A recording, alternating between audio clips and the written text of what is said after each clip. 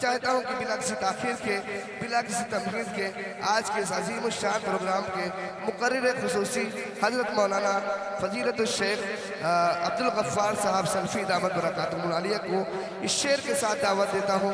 दुनिया में गुनाहों से जो खुद को बचाओगे, दुनिया में गुनाहों से जो खुद को बचाओगे, फरमाने मुस्तफ़ा है कि जन्नत में जाओगे, फरमाने मुस्तफ़ा है कि जन्नत में जाओगे।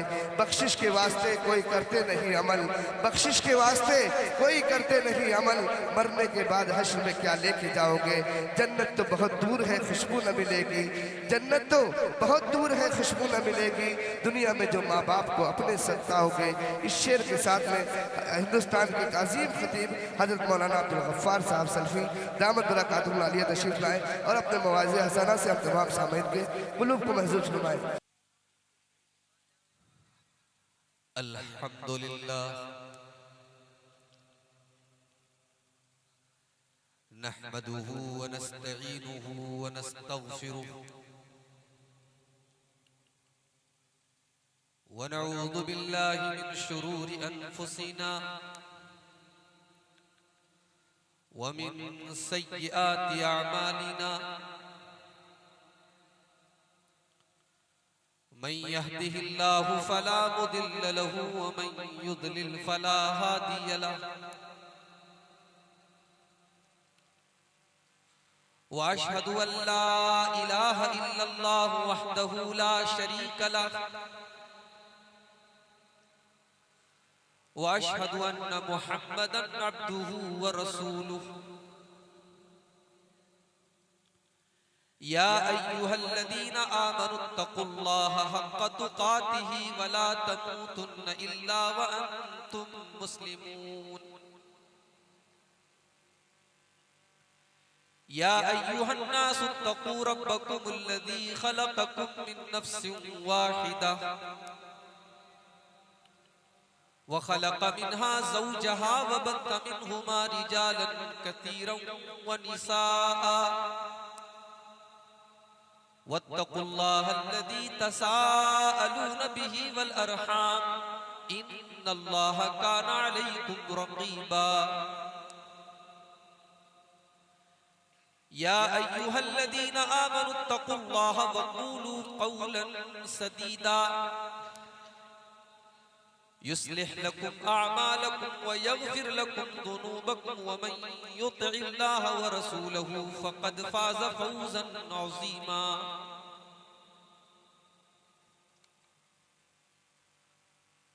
अम्मा बअदु फ़इन्न ख़ैरल हदीस किताबुल्लाह व ख़ैरल हदी हदी मुहम्मदिन सल्लल्लाहु अलैहि वसल्लम व शर्रल उमूरि मुहदसातुहा व कुल्ल मुहदसतिन बिदअह व कुल्ल बिदअतिन ज़लालह व कुल्ल ज़लालतिन फिन्नार।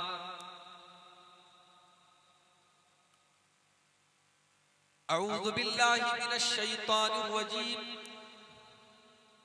बिस्मिल्लाहिर रहमानिर रहीम लक़द काना लकुम फ़ी रसूलिल्लाहि उस्वतुन हसनतुन लिमन काना यर्जुल्लाह वल यौमल आखिर व ज़करल्लाह कसीरा। सदर मुहतरम मुअज़्ज़ज़ उलमाए किराम, शुअराए किराम, मोहतरम बुजुर्गों, नौजवान साथियों,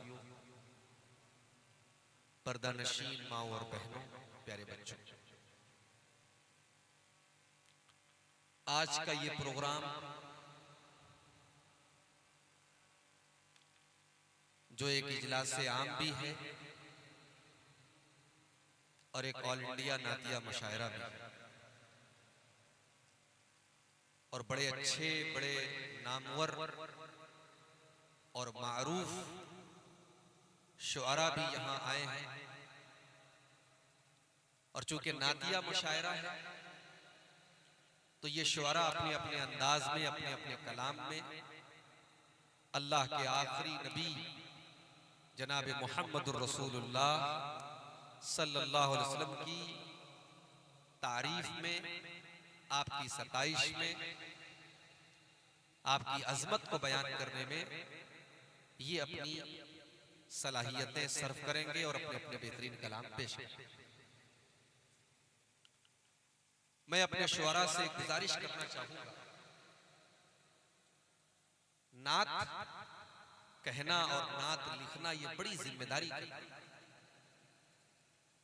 उर्दू शायरी की मैं समझता हूं कि सबसे मुश्किल सिन्फ है नात। नात गोई में आपको जुबानो बयान का तो ख्याल रखना ही रखना है, आपको कदम कदम पर यह ख्याल भी रखना है कि आपके किसी लफ्ज से, किसी जुमले से शान रिसालत पर कोई हर्फ है। बाज़ शुअरा के यहाँ इस बारे में बड़ी बेहतियाती होती है और शायरी के नाम पर वो कुछ भी पेश करते हैं। मैं अपने शुअरा से बड़े अदब से गुजारिश करूंगा कि आप जब नातिया कलाम पेश करें तो बड़ी जिम्मेदारी के साथ पढ़ें और ये सोच करके पढ़ें कि आप सिर्फ कलाम नहीं पढ़ रहे, आप एक ऐसा काम कर रहे हैं जिस पर इंशाअल्लाह आपको अल्लाह ताला के यहाँ सवाब भी मिलेगा, अज्र भी मिलेगा। आप एक नेकी का काम कर रहे हैं तो इस नेकी के काम को पूरे इखलास के साथ करें, एहतियात के साथ करें। अल्लाह ताला हम सबको अपने दीन की खिदमत करने की तौफीक अता फरमाए, आमीन। मेरे भाइयों, कुरान करीम के 22वें पारे की सूरतुल अहज़ाब की एक आयत मैंने आपके सामने पढ़ी है। मशहूर आयत है, आपने सुनी भी होगी पहले। इस आयत में अल्लाह ताला ने अपने नबी को सारे अहले ईमान के लिए नमूना करार। आइए पहले आयत का तर्जमा देख लेते, फिर बात को आगे बढ़ाते। लक़द कान लकुम फी रसूलिल्लाहि उस्वतुन हसना, ऐ मुसलमानों तुम्हारे लिए अल्लाह के रसूल की जिंदगी के अंदर बेहतरीन नमूना है।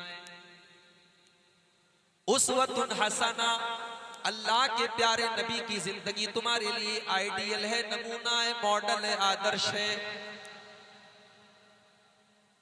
लेकिन अल्लाह के नबी की जिंदगी को नमूना बनाना ये कोई आसान काम नहीं है, ये कोई आसान काम नहीं है, ये सबके बस का काम नहीं है। अल्लाह ने आगे फरमाया, लिमन काना यरजुल्लाह वल यौमल आखिर व ज़करल्लाह कसीरा।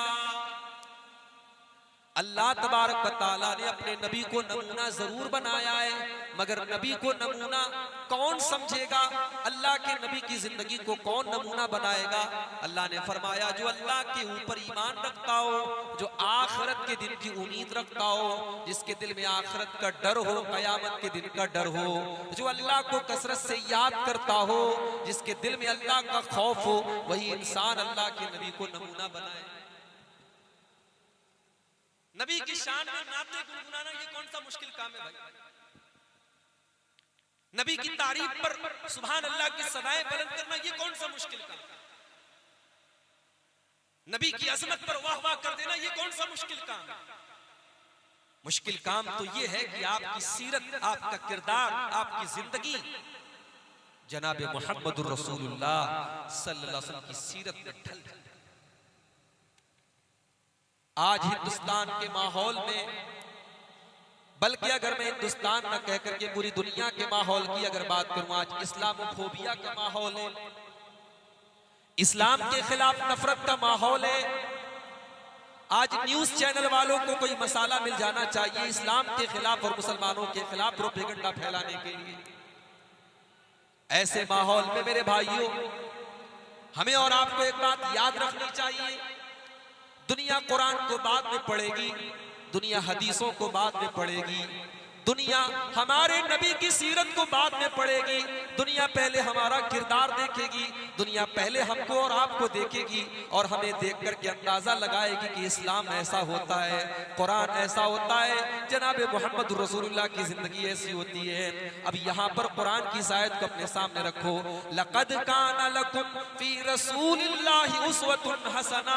अल्लाह फरमाता है, ऐ मुसलमानों तुम्हें अपने नबी को नमूना बनाना होगा, तुम्हें अपने अखलाक को नबी के अखलाक के जैसा बनाना होगा, तुम्हें अपने किरदार को नबी के किरदार में ढालना होगा, तुम्हें तुम्हें अपनी सीरत और अपनी जिंदगी को नबी की सीरत के मुताबिक गुजारना हो।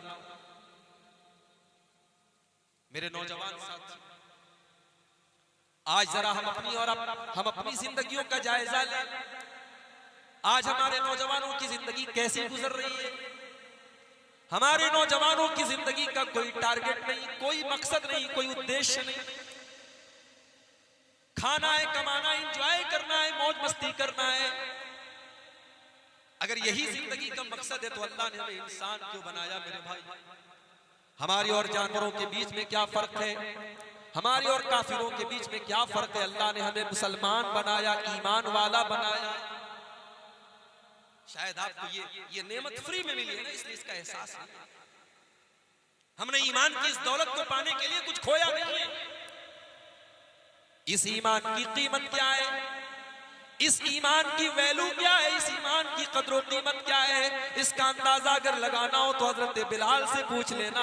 बिलाल को उमैया बिन खल्फ अरब की तपती हुई रेत पर लिटा देता है और बिलाल के सीने पर गर्म पत्थर रख देता है। बिलाल के सीने की चर्बी पिघल रही है, बिलाल की पीठ अरब की तपती हुई रेत पर चल रही है और बिलाल से पूछा जा रहा है, ऐ बिलाल, इस हाल में हम तुम्हें ऑप्शन दे रहे हैं, हम तुम्हें इख्तियार दे रहे हैं। ऐ बिलाल, अगर तुम मोहम्मद अकरम का दीन छोड़ दो, अगर तुम अल्लाह की तौहीद को छोड़ दो, अगर तुम ला इलाहा इल्लल्लाह को छोड़ दो और हमारे तुम 360 बुतों का तुम इकरार कर लो, तो ऐ बिलाल, हम तुम्हें टॉर्चर करना छोड़ देंगे, हम तुम्हें तकलीफें देना छोड़ देंगे, हम तुम्हें सताना छोड़ देंगे। ओ लोगों, बिलाल एक काले कलूटे इंसान थे। बिलाल हबशा के रहने वाले थे, मगर अल्लाह इस सियाह जिस्म के अंदर अल्लाह ने कैसा ईमान वाला दिल अता फरमाया था। बिलाल के सीने में कैसा दिल था, उस तपती हुई रेत पर और गर्म पत्थर सीने पर रखा है, मगर बिलाल की जुबान से क्या निकलता है? बिलाल कहते अहद अहद, नहीं, ऐ उमैया बिन खल्फ, बिलाल ला इलाहा इल्लल्लाह का इकरार कर चुका है, बिलाल कुल हुवल्लाहु अहद कह चुका है। अब बिलाल की जुबान से अगर निकलेगा तो अहद ही निकलेगा। बिलाल अब तौहीद से कोई समझौता करने वाला नहीं है, बिलाल अब ईमान से कोई समझौता करने वाला नहीं। लोग लुट गए मगर तौहीद को नहीं छोड़ा, ईमान। सुमैया रज़ी अल्लाह ताला अन्हा बड़ी बेदर्दी से शहीद कर दी गई। बेटे के सामने मां को नंगा करके शहीद किया गया, शौहर के सामने बीवी को शहीद कर दिया गया, मगर सुमैया ने दम तोड़ दिया, ईमान से कोई कॉम्प्रोमाइज न किया। अम्मार को सताया जा रहा है, ईमान से कोई कॉम्प्रोमाइज न किया। यासिर को सताया जा रहा है, ईमान से कोई कॉम्प्रोमाइज न किया। मेरे प्यारे साथियों, ये ईमान क्या है जरा इन सहाबा से। हमें तो फ्री में मिला है, मुसलमान के घर में पैदा हुए, मुसलमान है। इस इस्लाम की वैल्यू क्या है मेरे भाई, हम नहीं जानते। अगर अल्लाह ने हमें ईमान की दौलत न दी होती, शायद हम भी किसी पत्थर के आगे हाथ जोड़ रहे होते, किसी गाय को देख करके हम भी हाथ जोड़ रहे होते, किसी जानवर की इबादत कर रहे होते, खिंजीर और हराम चीजों को खा रहे होते।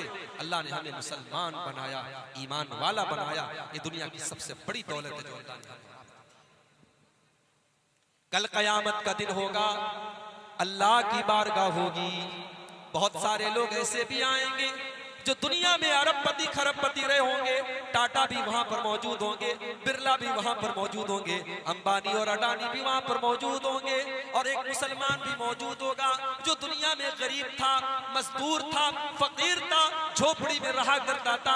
अल्लाह फरमाता है, इन्नल्लज़ीना कफरू व मातू व हुम कुफ्फारुन फलन युक़बला मिन अहदिहिम मिलउल अर्ज़ि ज़हबा।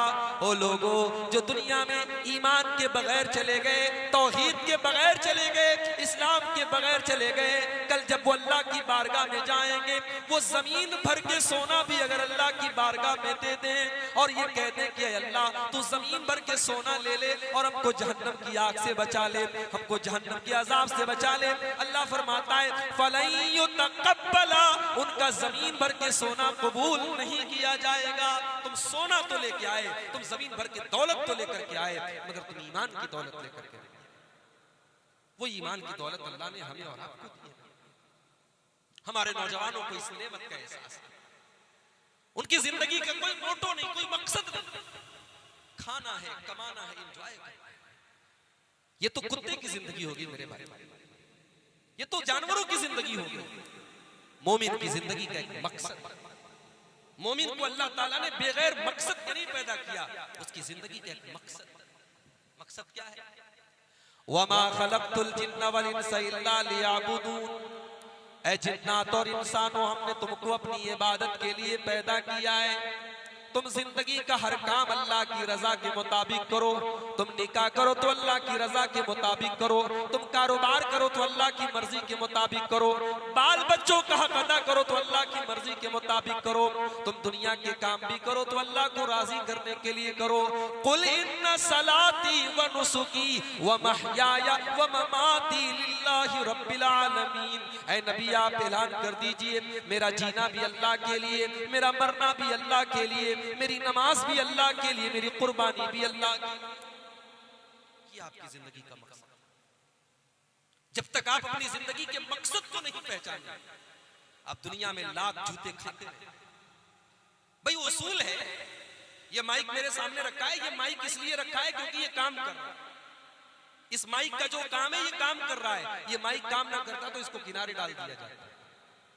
दुनिया का उसूल है, जो चीज अपना काम करना बंद कर दे उसे कूड़ेदान में डाल दिया जाता है, उसे कबाड़ में डाल दिया जाता है। आज मुसलमान अपनी जिंदगी का मकसद भूल गए।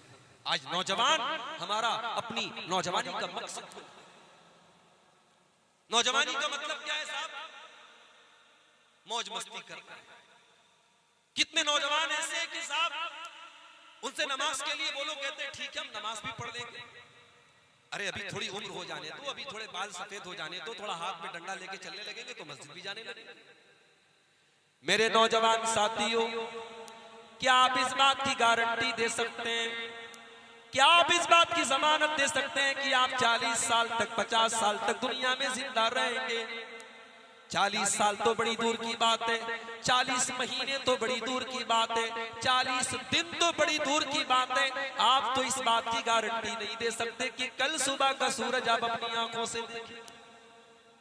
अल्लाह ने मौत का निजाम अपने हाथ में रखा है, और ये मौत कब आ जाएगी, किस बहाने से आ जाएगी, कोई नहीं जानता। इसी उत्तर प्रदेश का सिद्धार्थ नगर एक इलाका है, उस इलाके का एक नौजवान आलिम दीन अब्दुल रहमान सलफी नाम था उनका, हमारे बड़े अच्छे दोस्त थे, बड़े नौजवान, खूबसूरत, दीनदार, संजीदा, अच्छे मुकर्रिर, अच्छे आलिम। परसों की बात है, मुंबई से पूना तकरीर करने के लिए प्रोग्राम में जाते हैं। रात में प्रोग्राम करके मुंबई लौट रहे हैं, टैक्सी के ऊपर सवार हैं, उनके साथ 6 लोग और भी टैक्सी के ऊपर सवार हैं। रात का टाइम है, टैक्सी वाला जल्दी से अपनी मंजिल पर पहुंचने के लिए टैक्सी को पूरी स्पीड से चला रहा है। मुंबई पूना हाईवे पर एक्सीडेंट हो जाता है और 7 लोगों में से 6 लोगों का स्पॉट इंतकाल कर जाते हैं। मौलाना अब्दुल रहमान 1 साल का मासूम बच्चा है, अभी 1-2 साल शादी के हुए हैं, अपने पूरे परिवार को रोता बिलखता छोड़कर के अल्लाह को प्यारे हो जाते हैं। लाश का फोटो आता है, देख करके आंखों से आंसू आ जाते हैं। उनके चेहरे को किस तरीके से, उस खूबसूरत चेहरे को कैसे गाड़ी की टक्कर ने लहूलुहान कर दिया, उनके सर को कैसे कीमा कीमा बना दिया। मेरे नौजवान साथियों, मौत आपसे पूछ कर ना आएगी। जिंदगी का ये सफर कब खत्म हो जाएगा कोई गारंटी नहीं, कोई पता नहीं। अल्लाह के प्यारे नबी ने फरमाया, हजरत अब्दुल्ला बिन उमर के कंधे पर हाथ रख करके फरमाया, ऐ अब्दुल्ला बिन उमर, ऐ मेरे प्यारे सहाबी, कुन फी दुनिया कान्नका गरीब, ऐ अब्दुल्ला तुम दुनिया में ऐसे जिंदगी गुजारो जैसे परदेसी जिंदगी गुजारता है, अवाबिरु सबील, जैसे मुसाफिर जिंदगी गुजारता है। मुसाफिर सफर में निकला है, अच्छा खाना भी मिल रहा है, अच्छी मेहमान नवाजी भी हो रही है, मगर मुसाफिर का दिल उसकी मंजिल पर लगा है, मुसाफिर का दिल उसके अपने वतन में लगा है। अल्लाह के नबी फरमाते हैं, ऐ मेरे सहाबा तुम दुनिया में परदेसी की तरह रहना, तुम मुसाफिर की तरह रहना। अब्दुल्ला बिन उमर कहते हैं, इस हदीस को सुनने के बाद अब्दुल्ला बिन उमर कहते हैं, इज़ा अस्बहत फला तंतज़िरिल मसा, जब सुबह हो जाए तो तुम शाम का इंतजार न किया करो, उस सुबह को अपनी जिंदगी की आखिरी सुबह समझा करो। शाम हो जाए तो तुम सुबह का इंतजार न किया करो, उस शाम को अपनी जिंदगी की आखिरी शाम। हमारा नौजवान इस खुशफहमी में मुब्तला है कि साहब उसे तो भी बहुत जीना है। नहीं मेरे भाई, जवानों के जनाजे इस वक्त ज्यादा उठ रहे हैं। इलाहाबाद आपसे ज्यादा दूर नहीं है, एक साल इलाहाबाद, एक साल पहले मेरा प्रोग्राम था। एक बिल्कुल नौजवान लड़का 20-22 साल का, डॉक्टर मोहसिन नाम था उसका, मेरे पास आता है, मुझसे दुआ सलाम करता है, मेरे साथ फोटो लेता है, मुझे अपना मोबाइल नंबर भी देता है। बड़ा मिलनसार है, बड़ा मुखलिस है, कौम का दर्द उसके दिल में है। एक साल पहले की बात है और एक हफ्ता पहले उसका मैसेज आता है, मौलाना साहब डेंगू हो गया है, हॉस्पिटलाइज हो गया हूं, मेरे हक में दुआ करना। उसका मैसेज आता है, मैंने दुआ भी अल्लाह की बारगाह में की, अल्लाह उसको ठीक कर दे। 3 दिन के बाद मैसेज आता है, डॉक्टर मोहसिन अल्लाह को प्यारे हो, इंसान हॉस्पिटलाइज होता है, बीमार होता है, और कब उसकी सफर आखिरत की घड़ी आ जाती है मेरे भाइयों कुछ पता नहीं। मेरे नौजवान साथियों, इस उम्मीद में तुम अल्लाह के कामों को कल पे टाल देते हो।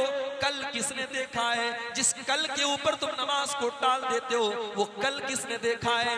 तुम गाने सुन रहे हो, तुम मोबाइल पर नंगी तस्वीरें देख रहे हो, तुम मोबाइल पर गैर महरम लड़कियों से चैटिंग कर रहे हो। सोचो अगर उसी हाल में तुम्हें मौत आ गई, उसी हाल में तुम अल्लाह के पास चले गए। अल्लाह के नबी फरमाते हैं, युबासु कुल्लु अब्दिन अला मा माता अलैहि, बंदा जिस हाल में मरेगा उसी हाल में कल कयामत के दिन उठाया जाएगा। क्या तुम पसंद करोगे तुम नंगी तस्वीरें देखते हुए कल कयामत के दिन उठो? क्या तुम पसंद करोगे तुम शराब पीते हुए कल कयामत के दिन उठो? क्या तुम पसंद करोगे तुम ज़िना करते हुए कल अल्लाह की बारगाह में उठो?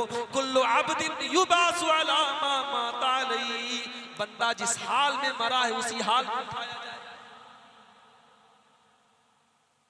हमें और आपको अपने हुस्न खात्मा की दुआ करते रहना चाहिए। किस हाल में इंसान को मौत आ जाए इंसान नहीं जानता। सऊदी अरब का रियाज का वाकया, वहां के उलमा ने लिखा, 3 दोस्त थे, 4 व्हीलर से जा रहे थे। वहां की रोड भी माशाअल्लाह बड़ी अच्छी है, गाड़ी पूरी स्पीड में चल रही थी। एक्सीडेंट हो जाता है, 3 नौजवान दोस्तों का एक्सीडेंट हो जाता है। 2 तो फौरन इंतकाल कर जाते हैं, एक बच जाता है, आखिरी सांसें ले रहा है। जब वहां के शुरतुल मुरूर वाले, जब वहां के ट्रैफिक पुलिस वाले वहां पहुंचते हैं, जो एक नौजवान बचा था आखिरी सांसें ले रहा था, वो ट्रैफिक पुलिस वाले उससे पूछते हैं कि ये हादसा किस तरीके से हुआ, तुम्हारा नाम क्या है, तुम्हारा पता क्या है? वो नौजवान लड़का बार बार अपनी जुबान से बस एक ही जुमला कहता है, अनफी सकर, अनफी सकर, अनफी सकर, मैं तो सकर में हूं, मैं तो सकर में हूं, मैं तो सकर में। ट्रैफिक पुलिस वाले इसका मतलब नहीं समझ पाए। उन्होंने इलाके के आलिम दीन से पूछा, क्या बात है, ये मरने के टाइम अनफी सकर कह करके क्यों जा रहा है दुनिया से? आलिम दीन ने कहा, इसका जवाब तुम्हें कुरान के 29वें पारे में मिलेगा। कुरान का 29वां पारा उठाओ, अल्लाह फरमाता है, जब जन्नती जन्नत में चले जाएंगे और जहन्नमी जहन्नम में चले जाएंगे तो जन्नती जहन्नमियों से सवाल करेंगे, मा सलककुम फी सकर, ऐ जहन्नमियों तुम जहन्नम के अंदर क्यों चले गए, तुम सकर के अंदर क्यों चले गए? तो जहन्नमी जवाब देंगे, कालू लम नकु मिनल मुसल्लीन, हम नमाज नहीं पढ़ा करते थे। पता ये चला कि वो नौजवान बेनमाजी था और मरने के टाइम जब मौत का फरिश्ता उसके पास पहुंचा है तो अल्लाह ताला ने उसे जहन्नम के मनाजिर दिखाए हैं और सकर का मंजर उसने देखा है। और मरने के टाइम हालत नज़ा में वो ये कह करके दुनिया से जा रहा है, अना फी सकर में। मेरे नौजवान साथी, आज गफलत की चादर ओढ़ के सोए और हमने तौबा को टाल दिया है। जब कल तौबा करने नहीं मेरे भाई, वो कल किसने देखा? मौत का फरिश्ता कब हमारे पास आ जाए हम नहीं जानते। इसीलिए अल्लाह ने सूरह मुनाफिकून के आखिरी रुकू में फरमाया, या अय्युहल्लज़ीना आमनू ला तुल्हिकुम अमवालुकुम वला औलादुकुम अन ज़िक्रिल्लाह, ऐ ईमान वालो तुम्हारा माल अल्लाह के जिक्र से तुम्हें गाफिल न कर दे, तुम्हारे बच्चे तुम्हें अल्लाह के जिक्र से गाफिल न कर दे। आज कितने लोग दुकान खुली है, कारोबार कर रहे हैं, बिजनेस कर रहे हैं, नमाज के लिए फुर्सत, मोहब्बत रसूल के नाम पर बड़े बड़े दावे हैं, नाते रसूल सुन करके झूम रहे हैं, सुभान अल्लाह की सदाएं बुलंद कर रहे हैं। मगर जिस नमाज से नबी को इतनी मोहब्बत थी कि नमाज का टाइम होता था तो अल्लाह के प्यारे हबीब सल्लल्लाहु अलैहि वसल्लम हजरत बिलाल से कहते थे, या बिलाल वरिहना बिस्सलाह, ऐ बिलाल नमाज का जल्दी से अजान दे दो ताकि नमाज कायम हो जाए और मेरे दिल को सुकून मिल जाए। जिस नमाज से अल्लाह के नबी को इतनी मोहब्बत थी, इतनी मोहब्बत थी, अपने आखिरी वक्त में अपनी वफात से पहले अल्लाह के नबी अपनी जुबान से कुछ अल्फाज कह रहे थे। उम्मे हबीबा कहती हैं, हजरत उम्मे हबीबा रज़ी अल्लाह तआला अन्हा कहती हैं, मैंने कान लगा करके सुना कि अल्लाह के नबी क्या फरमा रहे हैं। तो आखिरी वक्त में अपनी वफात से कुछ वक्त पहले अल्लाह के प्यारे नबी की जुबान पर ये अल्फाज थे, अस्सलाता अस्सलाता व मा मलकत ऐमानुकुम, ऐ मेरी उम्मत के लोगों तुम नमाज का ख्याल करना, तुम नमाज की पाबंदी करना, तुम अपने गुलामों का, अपने लौंडियों का, अपने नौकर चाकरों के हुकूक का ख्याल करना, तुम गरीबों कमजोरों यतीमों के हुकूक का ख्याल करना। वो नबी अपने आखिरी टाइम अपनी उम्मत को नमाज की तलकीन करके जा रहा है। और आज हमारा नौजवान नमाज नहीं पढ़ रहा है। क्यों साहब? इसके पास काम बहुत है, इसकी दुकान पर कस्टमर बहुत है। अरे तू नमाज की पाबंदी करेगा, तेरे कस्टमर में कोई कमी ना आएगी, तेरी दुकान में कोई कमी ना आएगी। अल्लाह ने अपने नेक बंदों की पहचान बताई, रिजालुल्ला तुलहीहिम तिजारतु वला बैउन अन जिक्रिल्लाह। मेरे नेक बंदे तो वो हैं, मेरे अल्लाह वाले बंदे तो वो हैं, उनका कारोबार उनको कभी नमाज से गाफिल नहीं करता, उनकी तिजारत उनको कभी नमाज से गाफिल नहीं करती। वो कारोबार भी करते हैं, वो बिजनेस भी करते हैं, लेकिन वो नमाज के टाइम नमाज पढ़ते हैं। क्यों? क्योंकि इन्नस्सलाता कानत अलल मुमिनीन किताबम मौकूता, बेशक नमाज अपने टाइम के ऊपर फर्ज है।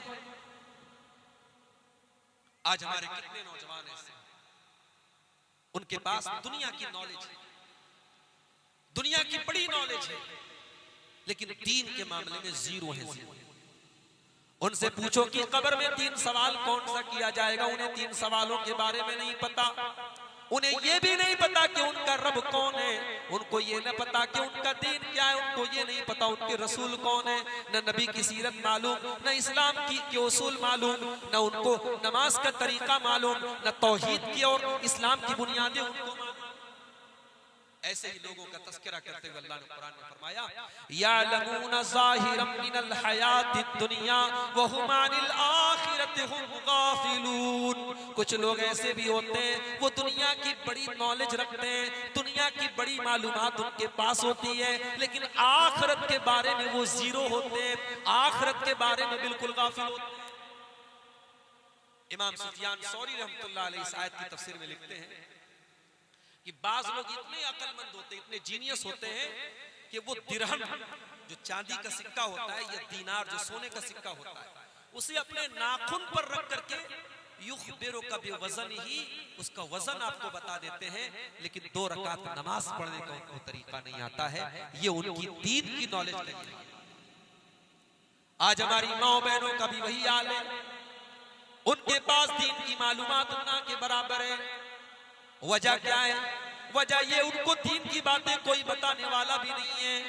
आज जलसे होते हैं, दीनी प्रोग्राम होते हैं, वहां पर भी हमारी औरतों के लिए इंतजाम नहीं है। घरों के अंदर मोबाइल मौजूद है, व्हाट्सएप मौजूद है, इंस्टाग्राम मौजूद है। औरतों को दीन से दूर करने वाली हजारों चीजें मौजूद हैं, लेकिन दीन से जोड़ने वाली कोई चीज नहीं। अल्लाह कुरान में अपने नबी की बीवियों से कहता है, वज़कुरना मा युतला फी बुयूतिकुन्ना मिन आयातिल्लाहि वल हिकमा। ऐ नबी की बीवियों, ऐ नबी की औरतों, तुम्हारे घरों में जो कुरान पढ़ा जाता है, जो हदीसें पढ़ी जाती हैं, तुम उनको याद किया करो। आज हमारे घर में न कुरान पढ़ा जाता है, न हदीस पढ़ी जाती है। मेरी माँ बहनों, हमारी प्यारी माँ अम्मा आयशा भी तो एक औरत थी, अम्मा आयशा भी तो एक खातून थी। एक औरत होने के बावजूद अम्मा आयशा ने 2210 हदीसों को याद किया। हमारे कितने उलमा को 2200 हदीसें याद होंगी? 2210 हदीसों की हाफिज थी अम्मा आयशा। और इल्म कैसा था, नॉलेज कैसी थी, बड़े बड़े सहाबा उनसे मसले पूछने आते थे।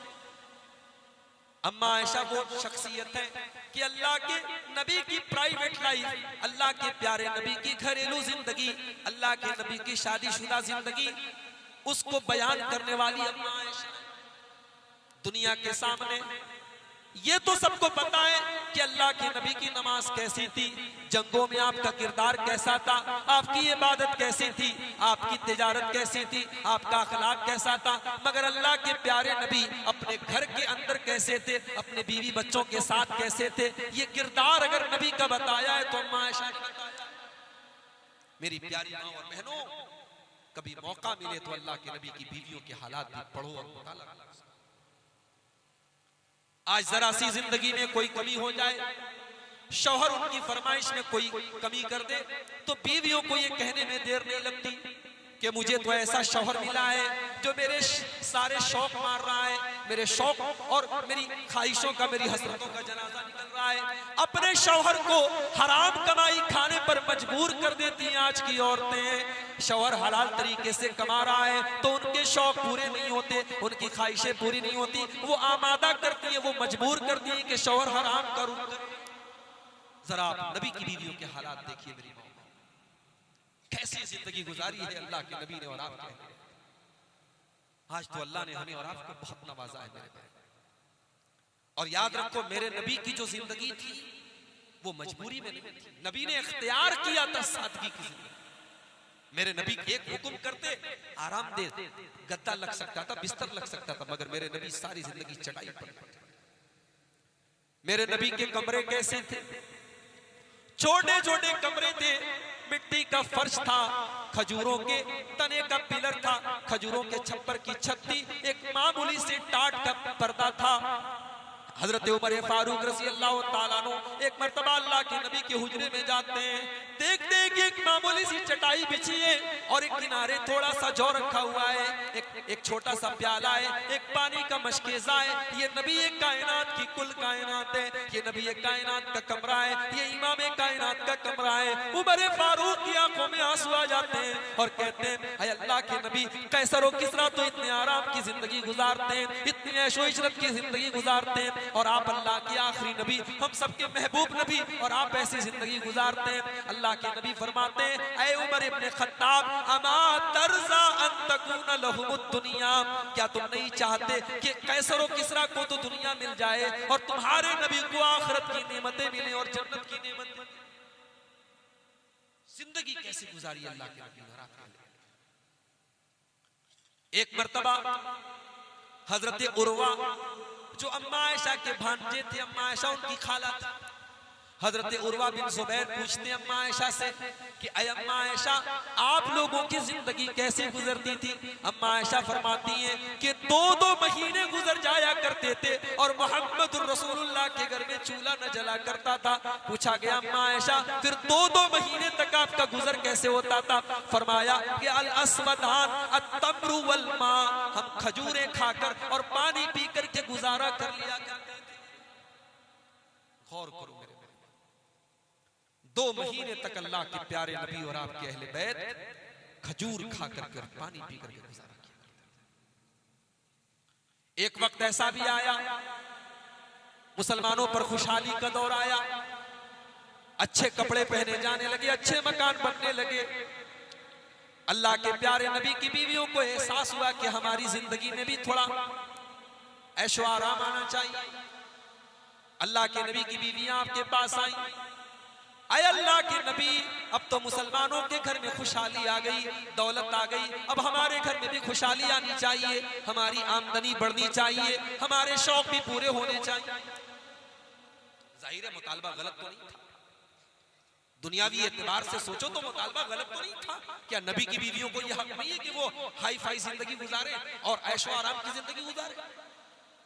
मुतालबा अपनी जगह बिल्कुल सही था। अल्लाह के प्यारे नबी ने कोई जवाब न दिया। कुरान की 2 आयतें आपके ऊपर नाजिल हो गई, सूरह अहज़ाब की आयत नंबर 27 और 28, 27 और 28। अल्लाह ने फरमाया, या अय्युहन नबिय्यु कुल लिअज़वाजिका इन कुंतुन्ना तुरिदनल हयातद दुनिया व ज़ीनतहा फतआलैना उमत्तिकुन्ना व उसर्रिकुन्ना सराहन जमीला।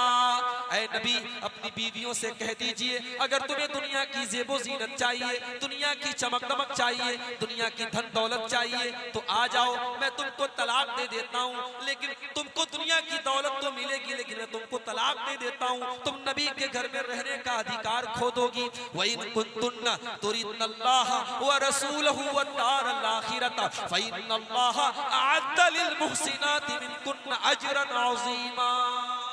और अगर तुम्हें अल्लाह से मोहब्बत है, उसके रसूल से मोहब्बत है और आखिरत में घर बनाना चाहती हो तो ऐ नबी की बीवियों आओ, तुम थोड़ी सी तकलीफ उठा लो, थोड़ी सी परेशानी उठा लो, नबी के घर में रहो, नबी के साथ रहो, तुम्हें अल्लाह जन्नत में बहुत सारी नेमतें देगा, दुनिया की थोड़ी सी तकलीफ उठाओ।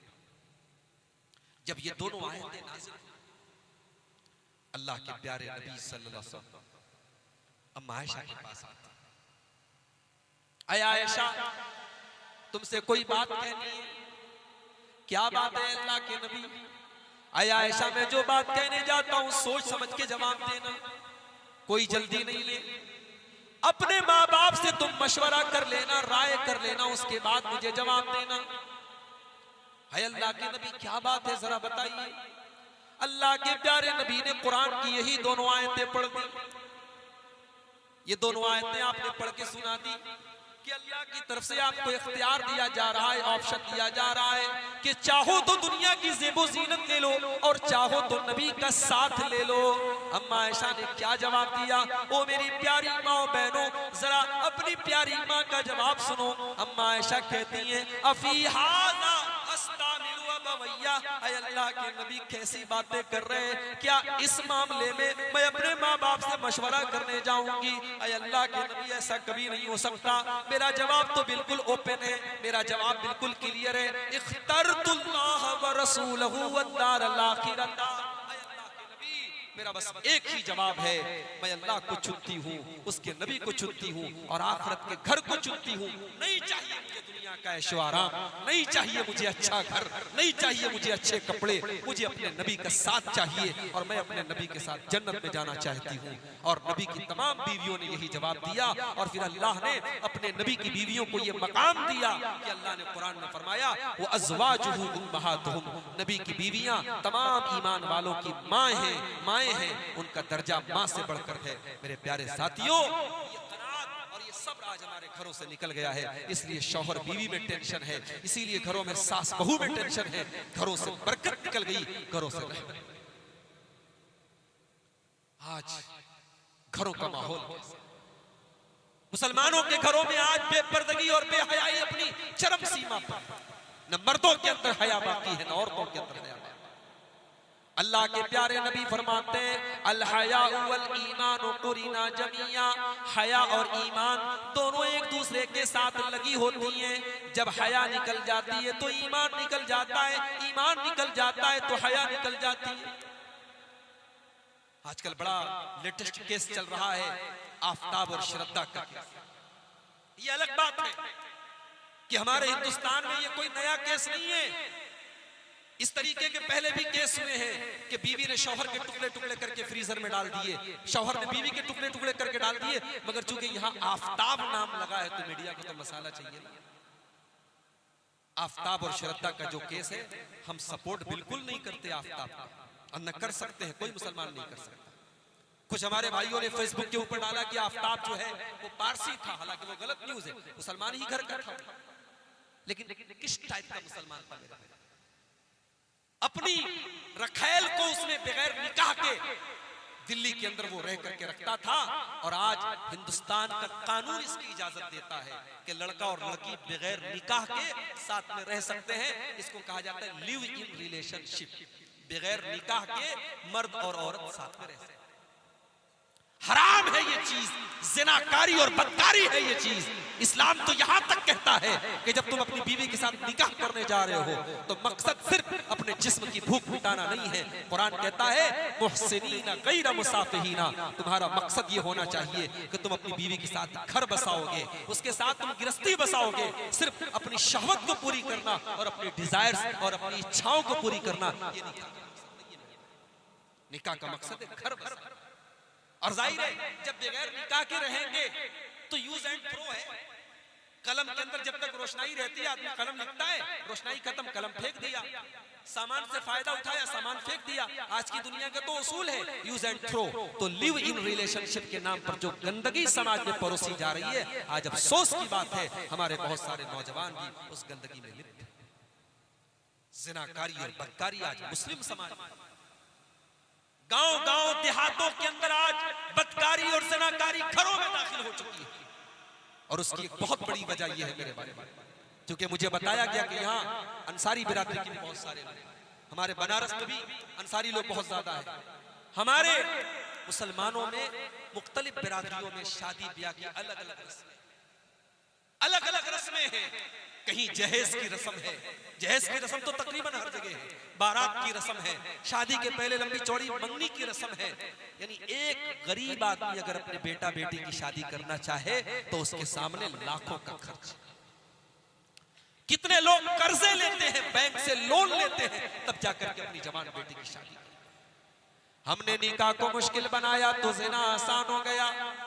इस्लाम ने निकाह को इतना आसान बनाया, बेटी के बाप को किसी भी खर्च का मुकल्लफ नहीं बनाया इस्लाम ने। अरे बेटी का बाप तो खुद इतनी बड़ी कुर्बानी दे रहा है, अपनी जवान बेटी को विदा कर रहा है। इस्लाम ने हर खर्च से बेटी के बाप को आजाद रखा है। वलीमा लड़के वालों को करना है, मेहर की रकम लड़के वालों को देना है, दावत का इंतजाम लड़के वालों को देना है। लड़की के बाप के जिम्मे इस्लाम ने कोई खर्च नहीं रखा। हमारे यहाँ उल्टा हो गया। लड़की की शादी दुनिया का सबसे बड़ा चैलेंज है। इंसान जब अपनी जिंदगी के कारनामे गिनाता है, कुछ लोग सऊदी में काम करते हैं, कुछ लोग दुबई में काम करते हैं, बाहर मुल्कों में काम करते हैं, तो पैसा कमा करके वो पूछते, उनसे पूछो क्या किया तुमने, तो कहते मैंने घर बनाया, मैंने मकान बनाया, मैंने 4 बहनों की शादी की, मैंने 2 बेटियों की शादी की। यानी बहन बेटी की शादी करना इतना मुश्किल काम बन गया कि आज उसको इंसान अपनी जब उपलब्धि गिनाता है, जब कारनामे गिनाता है, तो उसको। मेरे प्यारे साथियों, जिस नबी का हमने कलमा पढ़ा, उस नबी ने भी 4 बेटियों को विदा किया। उठाओ कोई सीरत की किताब कि अल्लाह के प्यारे नबी ने अपनी किसी बेटी के निकाह में बारात को रिसीव किया हो, किसी बेटी के निकाह में आपने लंबा चौड़ा जहेज दिया हो। हमने निकाह का पूरा निजाम गैर इस्लामी, हम नाम के मुसलमान हैं, हम मस्जिद में इबादत में मुसलमान हैं, मगर जब शादी ब्याह की बात आती है तो हम रस्म और रिवाज की बात।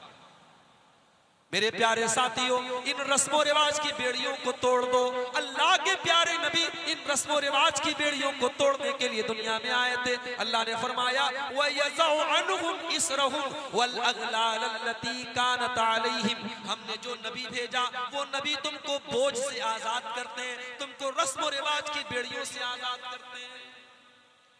अल्लाह के प्यारे नबी ने हमको रस्म रिवाज से आजाद किया और हम रस्म रिवाज की बेड़ियों में गर्क। और यही वजह है कि आज समाज में जिनाकारी और बेहयाई फैल। मेरी प्यारी बहनों, कुछ मैसेज आपको भी देना है। अपने अंदर हया की खूबसूरती पैदा करो। औरत के लिए हया से बड़ा कोई जेवर नहीं, हया से बड़ी कोई खूबसूरती नहीं। कुरान मजीद में अल्लाह ताला ने मूसा अलैहिस्सलाम का वाकया बयान किया।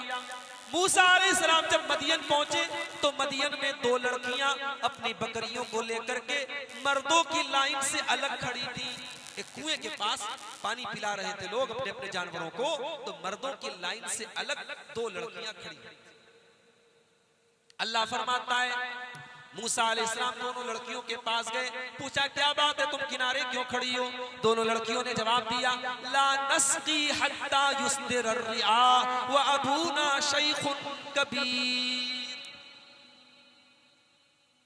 दोनों लड़कियों ने जवाब दिया कि ये मर्दों की लाइन लगी है और मर्दों की लाइन में लग करके मर्दों से सट करके हम अपने जानवरों को पानी पिलाएं, ये हमसे नहीं हो सकता।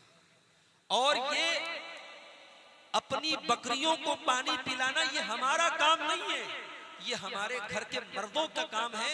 लेकिन चूंकि हमारे घर में कोई मर्द नहीं है और हमारा बाप बूढ़ा है, इसलिए हमें ये काम करना। इससे सबक ये मिला कि औरत जॉब कर सकती है हालात के तहत, मगर जॉब करना उसकी जिम्मेदारी नहीं। जायज हद में रहकर, पर्दे में रहकर के औरत जॉब कर सकती है, नौकरी कर सकती है, मगर वो उसकी जिम्मेदारी नहीं है। कमाना और घर चलाना ये मर्द की जिम्मेदारी। औरत घर के बाहर भी जरूरत पड़ने पर निकलेगी, बिला जरूरत नहीं निकलेगी। उसके बाद कुरान करीम में अल्लाह ताला ने बयान किया कि मूसा अलैहिस्सलाम ने उन दोनों लड़कियों की बकरियों को पकड़ा और कुएं के पास पहुंचे और कुएं से पानी निकाल करके बकरियों को पिलाया और दोनों लड़कियां चली गईं। उसके बाद मूसा अलैहिस्सलाम एक पेड़ के नीचे आए और बैठ करके अल्लाह से दुआ करने लगे, रब्बि इन्नी लिमा अंज़लता इलैया मिन खैरिन फ़क़ीर। परवरदिगारा, तेरा बंदा मूसा आज तेरा मोहताज है, तेरा फकीर है, तेरे दर का भिखारी है। ऐ अल्लाह, दूर से सफर करके लौटा हूं, न खाने को खाना है, न पीने को पानी है। ऐ अल्लाह, तू अपने बंदे की मदद फरमा। मूसा अलैहिस्सलाम दुआ कर रहे हैं अल्लाह से। अभी मूसा के मुंह से दुआ निकली कि कुरान कहता है फजाअतहु इहदाहुमा तमशी अल इस्तिहया। दोनों औरतों में से, दोनों लड़कियों में से एक लड़की चल करके उनके पास आई। यहाँ एक नुक्ता ये मिला, एक सबक ये मिला कि अगर हम ये चाहते हैं कि हमारी दुआ जल्दी से कबूल हो तो किसी गरीब का भला कर दो, किसी यतीम का भला कर दो, किसी की मदद कर दो और उसके बाद अल्लाह की बारगाह में दुआ करो, इंशाअल्लाह दुआ फौरन करो। अगर चाहते हो कि दुआ फौरन कबूल हो तो किसी गरीब, किसी दुखी, किसी मुसीबत ज़दा के काम आ जाओ और उसके बाद दुआ करो, तुम्हारी दुआ जल्दी। कुरान कहता है दोनों लड़कियों में से एक लड़की मूसा के पास आई। बड़े गौर से सुनना मेरे नौजवान भाइयों, मेरी माओ बहनों, उस लड़की का नाम कुरान में नहीं बताया गया। वो लड़की कितनी खूबसूरत थी कुरान में नहीं बताया अल्लाह ने। कुरान क्या कहता है, फजाअतु इहदाहुमा तमशी अल इस्तिहया। जब वो लड़की चल करके आ रही थी, उसकी चाल के अंदर शर्म और हया थी, वो शर्मा शर्मा के चल रही थी। पता ये चला कि एक औरत की चाल भी शर्मीली होनी चाहिए, उसकी चाल के अंदर भी शर्म और हया होनी चाहिए। और औरत की हया इतनी बड़ी चीज है कि अल्लाह ताला ने उस औरत की हया का जिक्र अपने कुरान में किया है। और बाद में मूसा अलैहिस्सलाम की बीवी बन जाती है ये हया वाली खातून। मेरी माओ बहनों, मेरे नौजवान साथियों, अपने अंदर हया पैदा करो, शर्म हया पैदा करो, गैरत पैदा करो। आज हमारे कितने नौजवान हैं किसी काबिल बन जाते हैं तो अपने माँ बाप से ऊंची आवाज में बातें करने लगते हैं, अपने माँ बाप से बदतमीजी करने लगते हैं। याद रखो मेरे भाइयों, तुम जिंदगी में तरक्की के जितने भी ऊंचे जीने पर पहुंच जाओ, उसकी बुनियाद तुम्हारे माँ बाप है। अपने माँ बाप को कभी आंखें न दिखाना, अपने माँ बाप को कभी ऊंची आवाज में बात न करना, अपने माँ बाप से कभी बदतमीजी न करना। भाई जाहिर है माँ बाप भी इंसान है, गलत हो सकते हैं, उनके फैसले गलत हो सकते हैं, मगर माँ बाप के गलत फैसले के बावजूद आपको यह अधिकार नहीं है कि आप माँ का एहतराम छोड़ दें, आप बाप का एहतराम छोड़ दें। भाई दुनिया का सबसे गलत काम क्या है? शिर्क है। कुरान कहता है वही जाहदाका अला अन तुशरिका बिमा लैसा लका बिही इल्म। कुरान कहता है कि अगर तुम्हारे वालिदैन तुमको शिर्क करने की तालीम दें, दुनिया में इससे बड़ा तो कोई पाप नहीं हो सकता ना। अगर शिर्क करने की तालीम भी तुम्हारे माँ बाप दे तो कुरान कहता है फला तुतिहुमा, अपने माँ बाप की बात मत मानो, वो साहिबहुमा फिद दुनिया मारूफा, लेकिन दुनिया में उनके साथ अच्छा सलूक करते रहो, दुनिया में उनके साथ हुस्न सलूक करो। हल्की से हल्की तकलीफ पहुंचाने की भी इजाजत नहीं, खास तौर से जब माँ बाप बूढ़े हो जाए। जब इंसान बूढ़ा होता है ना तो उसका बचपन फिर से शुरू हो जाता है, उसका जहन, उसका दिमाग बच्चों जैसा हो जाता है, वो चिड़चिड़ाने लगता है, वो एक ही बात को कई बार रिपीट करने लगता है। इसलिए जब माँ बाप बूढ़े हो जाएं तो उनका खास ख्याल रखना चाहिए। इम्मा यबलुगन्ना इंदकल किबरा अहदुहुमा औ किलाहुमा, जब तुम्हारे वालिदैन में से कोई एक बूढ़ा हो जाए या दोनों बूढ़े हो जाएं, फला तकुल लहुमा उफ़्फ़िन, तो तुम उनको कभी उफ न कहना, वला तनहरहुमा, उनको डांटना फटकारना नहीं, वकुल लहुमा कौलन करीमा, उनसे अदब से बात करना, उनसे तमीज से बात करना। हजरत उमर फारूक ने एक आदमी को देखा, खाने काबा का तवाफ कर रहा था और अपनी मां को अपने कंधे पर सवार होकर करके तवाफ कर रहा था। हजरत उमर ने कहा बड़ा अच्छा काम कर रहे हो तुम, अपनी माँ को तुम तवाफ करा रहे हो, बहुत नेकी का काम कर रहे हो। उसने कहा कि आज तो मैंने अपनी माँ का हक अदा कर दिया, आज मैंने अपनी माँ को अपने कंधे पर बिठा के तवाफ करा दिया, आज मैंने अपनी माँ का हक अदा कर दिया। हजरत उमर ने फरमाया ला वला ज़फ़रतन, अरे तू कैसी बात करता है, तूने अपनी माँ को अपने कंधे पर सवार करके अपनी माँ का हक अदा करना तो बड़ी दूर की बात है। तुझे जन्म देते वक्त तेरी माँ के मुंह से जो चीख की आवाज निकली थी, अभी तो तूने उस आवाज का हक भी अदा न किया। इसलिए माँ बाप को कभी न सताओ। दो गुनाहों की सजा अल्लाह दुनिया ही में दे देता है। अल्लाह के प्यारे नबी फरमाते हैं इस्नान युअज्जिलुहुमुल्लाहु फिद दुनिया, दो गुनाह ऐसे हैं उनकी सजा आखिरत में तो मिलेगी ही मिलेगी, दुनिया में अल्लाह उनकी सजा दे देता है। अल बग़्य व उक़ूक़ुल वालिदैन, एक तो है किसी पर जुल्म करना, किसी पर ज्यादती करना, और दूसरे है वालिदैन को सताना। लिहाजा कभी अपने वालिदैन को मत सताओ। वालिदैन अगर गलत भी हैं, उनके फैसले गलत भी हैं, उनसे इख्तिलाफ कर सकते हो, मगर अदब और तमीज के दायरे में रहकर उनसे इख्तिलाफ करो। तो मेरे नौजवान साथियों, ये चंद पॉइंट्स हैं, ये चंद चीजें हैं जिनकी हमें और आपको इस्लाह करने की जरूरत है। आखिर में यही कहूंगा कि अल्लाह ने आपको नौजवानी की शक्ल में बहुत बड़ी नेमत दी है। इस नेमत की कद्र करो। कल कयामत के दिन अल्लाह की बारगाह में इस नौजवानी के बारे में आपसे सवाल किया जाएगा, अलग से सवाल किया जाएगा। वअन शबाबिही फीमा बला, अल्लाह पूछेगा कि हमने तुम्हें नौजवान बनाया था, तुम्हें 20-25 साल की उम्र दी थी, ताकत का दौर दिया था, एनर्जी का दौर दिया था, तुमने उस दौर को कहाँ गुजारा। अल्लाह से दुआ है रब्बुल आलमीन हमारे नौजवानों को अपनी जवानी की हिफाजत करने की तौफीक अता फरमाए। जो हमें से बेनमाजी हैं अल्लाह उनको नमाजी बना दे, जो हमें से दीन से दूर हैं अल्लाह उनको दीनदार बना दे, जो हमें से बीमार हैं अल्लाह उनको शिफाए कामिल अता फरमाए। आज का ये प्रोग्राम मुनक्किद करने वाले भी यकीनन नौजवान और बुजुर्ग दोनों लोग होंगे। बुजुर्गों की सरपरस्ती में और नौजवानों के जोश और जज्बे में इस तरीके के प्रोग्राम होते हैं। अल्लाह इस प्रोग्राम को मुनक्किद करने वालों को भी जज़ाए खैर अता फरमाए, उनके मालो मनाल में अहल वयाल में बरकत नसीब फरमाए। अल्लाह जब तक दुनिया में जिंदा रखे इस्लाम पर जिंदा रखे और हम सबका खात्मा ईमान पर हो। आमीन व आखिर दावाना अल्हम्दुलिल्लाहि रब्बिल आलमीन। वस्सलामु अलैकुम व रहमतुल्लाह। माशाअल्लाह।